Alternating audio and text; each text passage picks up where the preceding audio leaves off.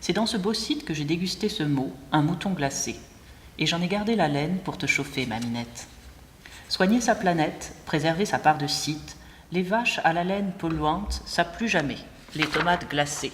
Toute la semaine, les participants des récréations de l'Oulipo jouent avec la langue.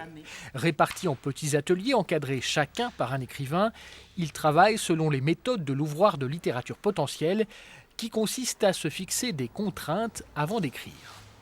La philosophie de l'Oulipo, c'est que tout le monde peut écrire, mais ce n'est pas forcément facile de trouver le moyen de le faire tout seul, comme ça. Donc c'est beaucoup plus facile de se retrouver avec les gens, partager les idées et être un petit peu guidé, au moins au départ, pour avoir quelques techniques d'écriture qui vont aider les gens à s'exprimer comme ils veulent.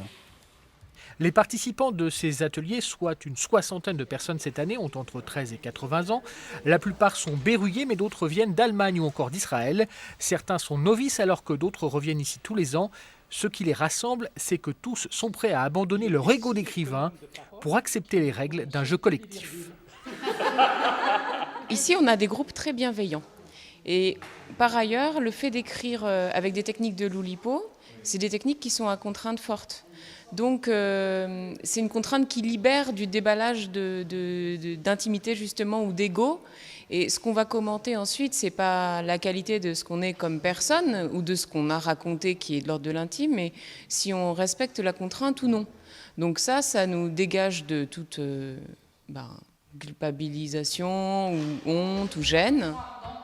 Quand on devient membre de l'Oulipo, on le reste quoi qu'il arrive jusqu'à la fin des temps, même après sa mort. Mais pour rencontrer un membre vivant de l'Oulipo, rien de plus simple en ce moment.